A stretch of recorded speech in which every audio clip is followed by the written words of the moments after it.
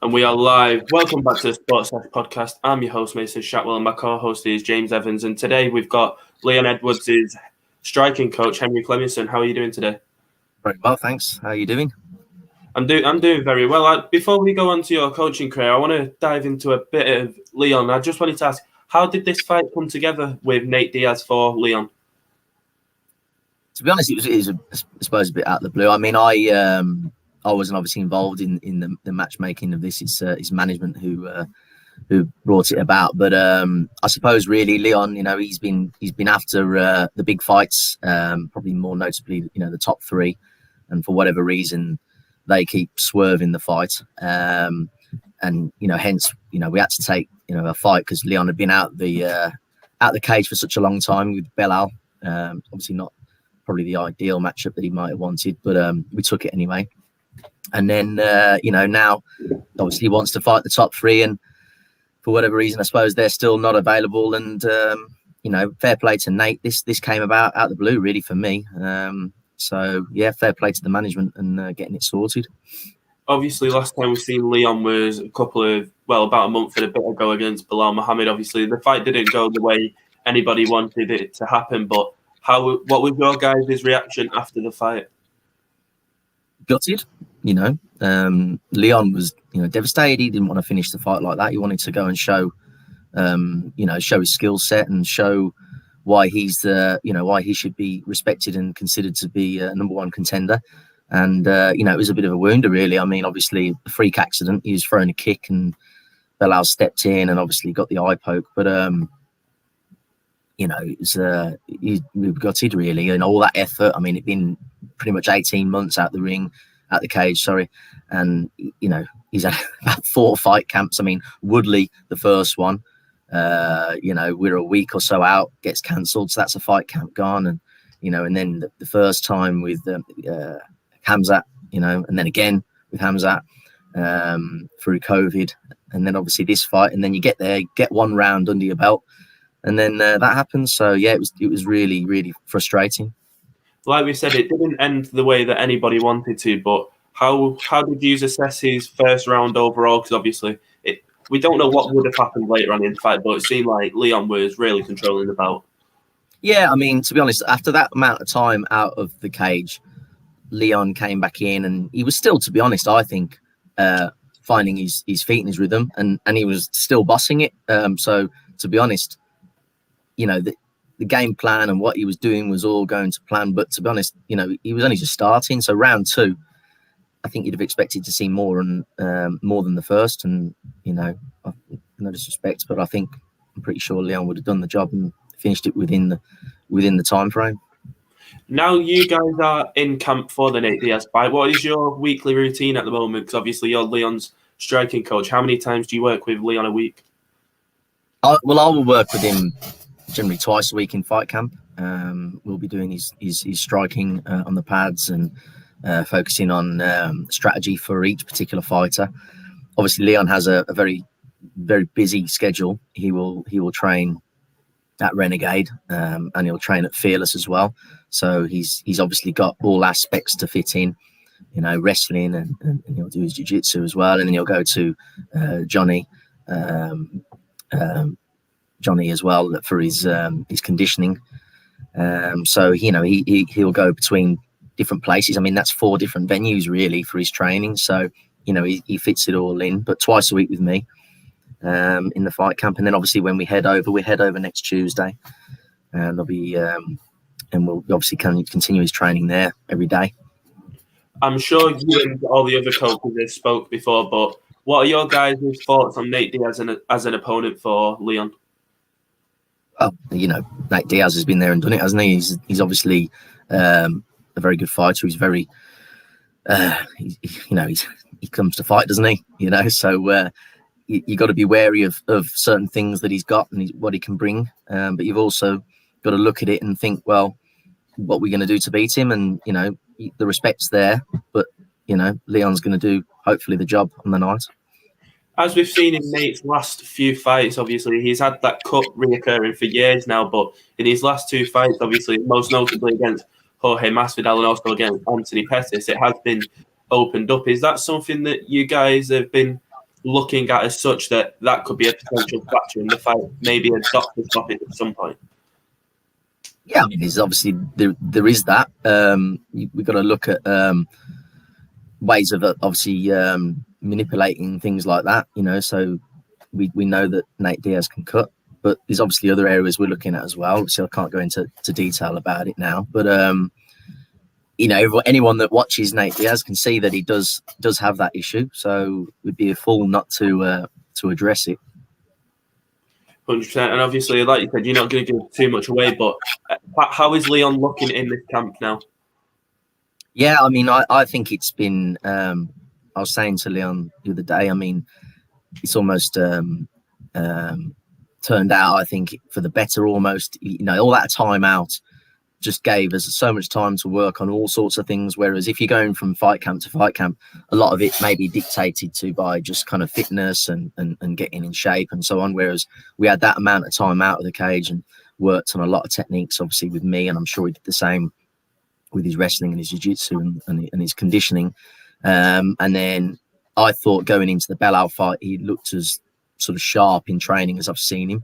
And then, to be honest, kicking on from that last fight camp, I've seen him level up again, and I do think, he is, I mean, in supreme physical condition, and his technical sort of ability and his use, his kind of strategy that he is incorporating into his training and his sparring and so on looks as good as ever, I think. How excited are you and the rest of the guys and Leon to be back in front of fans? Because obviously it's a sold-out arena in Texas. Yeah, obviously. I mean, that's it's part of the buzz of the game, isn't it? That kind of thing. I mean, me personally, going to the Apex was great and all that, but I suppose it lacked a little bit of the glitz and the glamour and the razzmatazz. But I mean, I suppose if you ask Leon, I mean, I think he even said in one of his interviews, he kind of quite liked the fact of it was, I mean, the Apex, it was, you got there, we all had a time slot, you had an hour to warm up, bosh, you're in. So it's, as a fighter, and I can remember for myself when you're fighting, if you're there all day, every day, you're waiting around, that's the worst thing as a fighter, So I suppose double-edged, really. I mean, you'd have to ask Leon that, what he thinks, but I suppose as the excitement of the night is going to be obviously there a lot more than it was without the crowd. 100%. And say May 15th, Leon gets the job done. When do you guys, I don't know if you've talked about it, but have you guys spoke about a potential time frame of getting back in there? No, we haven't spoke about that. No, that'll be, again, a decision that Leon will make with his management. And obviously he'll speak to us, but, that'll, first things first, get his fight out of the way and then see what happens, I suppose. Say if Leon gets a dominant decision or he finishes Nate, do you guys see a title next on the cards? But obviously, ideally, we'd like that. Again, I suppose it's in the lap of others, really. That respect. Leon's always pushing for that title shot, and we feel that he deserves it with the performances and the win streak that he's had, and hopefully, obviously, if he continues that win streak, with beating Nate Diaz, then, really, he should be deserving a shot, shouldn't he? Well, I know James has some questions for yourself now, Henry. Yeah, sure. Now, looking at the sort of coaching side, from your perspective, what is it like training these top athletes on a daily basis? Because obviously you're coaching Leon and his brother as well. What is it like from your perspective to train these top guys? I love it. I mean, when I was, I suppose when I was at school, I always knew I wanted to do fitness. So I went and did a sports science degree and, fell into coaching. And I've always been that's kind of my drive, really. I mean, obviously I did fight, but when I took my own gym on, that kind of, I thought, well, that I can't put the supreme amount of time into fighting and coaching. So kind of went more into coaching, and I've always tried to create the best fighter possible, and I've put a lot of effort in up and down the country, putting my time in here, holding pads and et cetera, and, and that's kind of my passion, really. So to work with the elite level is something that I've always wanted to do, So, with him and obviously the lads I've had in Thai boxing as well, Muay Thai, Like, people like Liam McGrandles I've got now, and a few others. Trying to get them to the very top is kind of my drive. Obviously what they want to individually do it for themselves. But for me, that's kind of my kudos. I think, well, I want to look back as a coach and think I achieved something really. So it's an honour to work with people like that. Essentially, not only are you a coach, but in a way, you're also a scout. When a new fighter comes into the gym, what are you looking for right from day one? You're obviously looking for some sort of ability. They're going to have basic coordination, some sort of athletic ability, but that's not always the case. Probably first and foremost, after that, or even alongside that, is their willingness to train, and not just once or twice a week. You're not going to be any good just coming in once or twice a week. All the best fighters I've had, they're in. You're telling them to not come in, have a day off. That's the kind of person you need. So if you're trying to chase someone to come in, forget it. It doesn't matter how good they are, because mentally they're not there. They haven't got what it takes to get to the top. So you've got to have that drive, day in, day out, turning up, willing to listen. And that's it really. In your personal opinion, what does a particular individual need to possess to become a global star and a champion across various promotions? Well, yeah. So to be a megastar, I suppose, if you like, you've got to, like I said, you've got to turn up consistently, and then you've got to have, I suppose, a gift with some athletic ability. So some people aren't blessed with the best coordination. So unfortunately, I think there's a certain level that those people can get to, but to get to the very top, you've got to have some sort of natural ability. So physically and mentally, you've got to get the right sort of blend. Mentally can take you a lot further than just physically, if you know what I mean. But if you get those together, that's what you need. And obviously the right set of coaching, really, making sure that you've got a person that obviously can teach you things that perhaps you might not get everywhere. I don't know. There's lots of good coaches out there. You just got to find the right one that fits as well.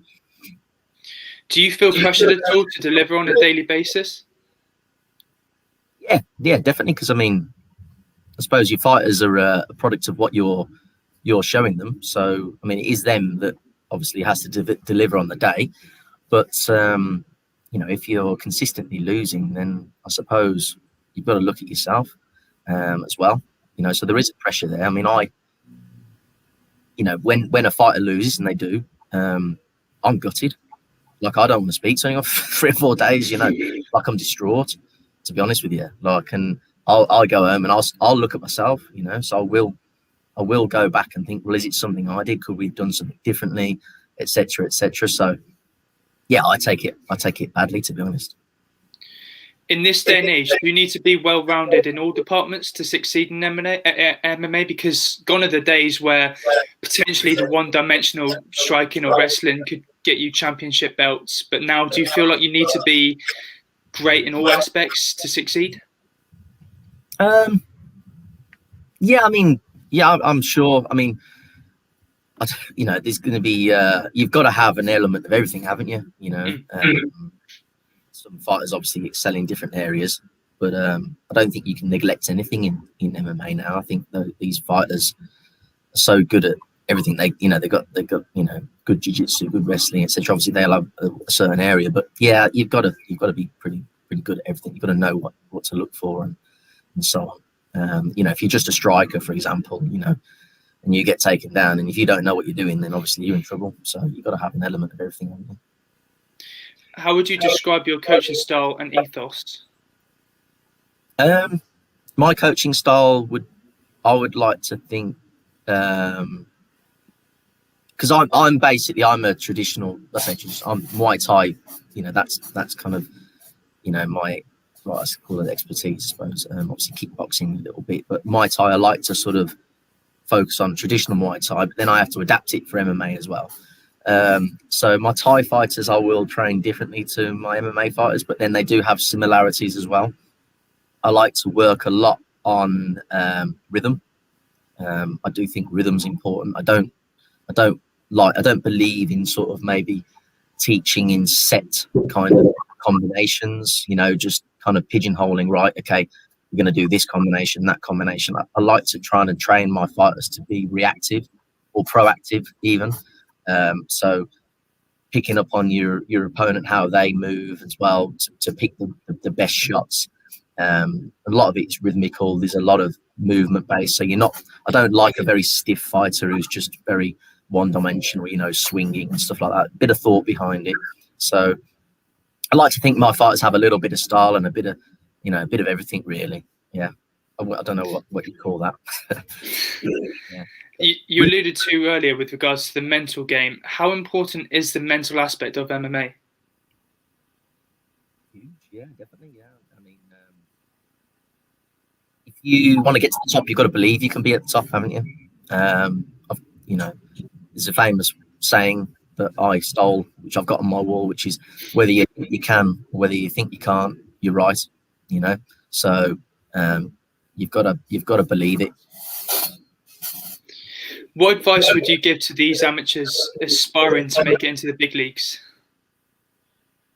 I suppose, yeah, you've got to. I think you've got to, obviously, the first things we said a bit before, which is you got to train all the time and you got to turn up and so on. But perhaps I suppose you got to think about these other things nowadays, isn't there? Really, you got to almost think about your, I suppose, personality, maybe.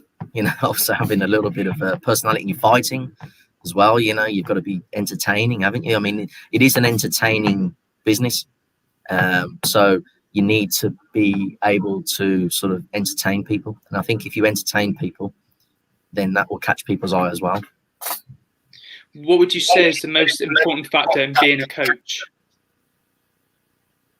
That's a good question. Not putting yourself first. Yeah, put your fighter first. So it's all about them, not you.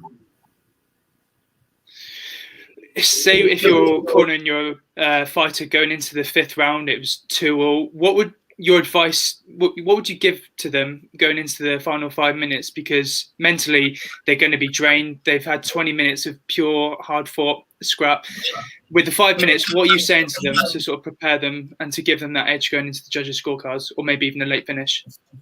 Well, you'll have there'll be some sort of tactical advice depending on the fight you're fighting and what you think they need to do to either get the knockout or to win the round on points. But to be honest, this is when the mental side comes in. This is how strong they are, and you've got to be saying, how much do you want this? That's a big thing. You've got to give it everything. Now, this is the last round. This is where it's hard. How much do you want this? So you've got to G them up, and you've got to find that extra that extra 5-10% from somewhere. So that's another part of it, I'd say. Would you say that your gym is a close-knit group? And if so, how important is that for morale going forward? Yeah, very, very. We've got a good camaraderie, a lot of piss taking. That's a big part of the gym as well. You've got to have the banter, haven't you? But yeah, I mean, fighting's an individual sport, but actually, you need a team. So I mean, I've got a lot of people that come to the gym that they might have a couple of fights or they don't fight at all, but they're actually very good. You got some people, they're excellent. You think, bloody hell, you should fight, but it's not for everyone. But those people are just as important because they're the ones putting in the sparring rounds with you, the clinching rounds, the wrestling or whatever it might be. You need a team around you. You can't do it on your own. You need a really supportive gym, and also more so Muay Thai, but people come and support you and so at the shows and things like that is big. So crucial. As a coach, when analysing a fighter's opponent, does that give you an advantage come fight night depending on your preparation? Say that again, sorry. So when it comes to a training camp, when you're watching tapes and videos of your opponents, does that give you an advantage depending on how well you're preparing? Can do, yeah. Obviously, you will do your homework on a fighter, and you'll think, right, okay, we're expecting him to do this. You know, there's a bit of second guessing sometimes, but you can watch their fights and you can see certain holes that may appear. Equally, though, mind you, I have done it before where you've had a fight and you've watched a video. Perhaps it's an opponent that's maybe a little bit more obscure, and you've seen something, you think, oh, yeah, they're going to do this, they're going to do that, you know, and they do the complete opposite. So you need to be, just going back to what I say about teaching your fighters to be proactive and reactive. You know, if a game plan isn't working, you need to change it. Do you know what I mean? You can't. You got to go with the flow, really. So, and you got to have different sort of game plans already in place. So, you can obviously gain some sort of inkling, but you've got to be able to adapt. Is your goal to have as many athletes within your rank competing in the UFC or in these top promotions as possible? Well, yeah. I mean, because I don't have. See, I don't do. MMA fighters don't necessarily train here, but then they might come and do some sessions with me. So, you know, at the moment, I've got Fabian and Leon, a couple of others as well that could possibly get through as well. Yeah, obviously, I'd love the more the better, really. Same in Muay Thai, you know, if I can get my fighters on certain productions, then yeah, that's what I'm here for. You know, I want the big fights, but equally, you'll still see me down at the local inter club, you know, on a Sunday all day probably. How can you build up these fighters and these particular individuals and make them become sort of top stars across all sorts of promotions? I suppose they need an element of look, you know, these organisations. There's plenty of really good fighters that haven't had the you know, the call, I suppose, if you like. So there's a bit of luck, but you just got to keep doing what you're doing. You got to train. You got to keep winning, and as I say, you got to entertain. And probably now, you probably got to have some sort of social media presence or something as well. You know, I mean, you know, it's kind of a bit frustrating for me. It's all come about more recently, I suppose, but that kind of stuff, I suppose, is becoming a factor as well. I don't know about what you think, guys, but yeah, maybe a bit of everything. Really, you got to put time in. You got to hope you get noticed, and I suppose the only way you can get noticed is winning and probably what you're sticking on your Instagram or something. No, that's literally all from me. I just want to say finally, I appreciate your time. Thank you for coming on. I don't know if Mason's got any more questions. Yeah, I've just got a couple. You mentioned how obviously Fabian trains with you as well, and I know he's got a fight coming up against Austin Vanderford. How's Fabian looking in the lead up to that fight? Yeah, Fabian's again been putting in a lot of good work. He's been trying to add things to his game, and he's adapting his style. I know the last fight he had, he was probably a bit frustrated with the split decision, and he doesn't, he wants to go out, and I think he wants to show people. He wants to destruct, I think, and he's, I think he's looking forward to coming out and basically putting his hands on people, So Fabian's been putting in all the work, and I think you'll see a pretty destructive performance from him. As I said, he's facing Austin Vanderford, who quite a lot of people know as Mr. Van Zandt. Not my words, anyone. But obviously, he's got a big presence on social media due to his relationship with Paige Van Zandt as well. With a win over Austin, who has that social media presence, do you think that will boost Fabian's career? Yeah, possibly. I mean, I don't know how that works, all that stuff. I suppose it will. Yeah, I mean, but just winning, just win. Win, and if Fabian goes out and wins in style, that's the best thing you can do, isn't it? If Fabian, you've seen he promotes himself. He, he's entertaining, and I think he'll. I think obviously he puts that performance in, and he'll be shouting from the rooftops for his next fight again. He's keen to be active. So yeah, exciting things for Fabian, I think, coming up next 12 to 18 months, I'm sure. And then last thing from you, how did you come about training the Edwards brothers? It was kind of it was Leon first. Probably a mutual friend. There was a gym actually called UTC, which is where they were based at, not far from here. And I have to hold my hands up, guys. And I never really watched a lot of MMA. I'm sort of quite a Muay Thai based, but strictly Muay Thai really. And I remember a mutual friend saying, "Oh, you should do stuff with them," and I was like, "Oh, well, if they want to come here, they can. Get them to message me." Bit oblivious really to the sort of the levels they were at and so on, and because I say I didn't really watch it, and then I think the UTC closed, and then it was kind of an opportunity, and Leon came down, and I did a session with him, and we just kind of clicked really on our styles and what he wanted to do and how I like to train. And then Fabian not so long after, and so yeah, a bit of I suppose a bit of fate really, a bit of luck. Well, I appreciate it, Henry, and thanks so much for coming on, man. Pleasure. Thanks for having me. Good luck at Tuesday's team, mate. Cheers. Bye-bye.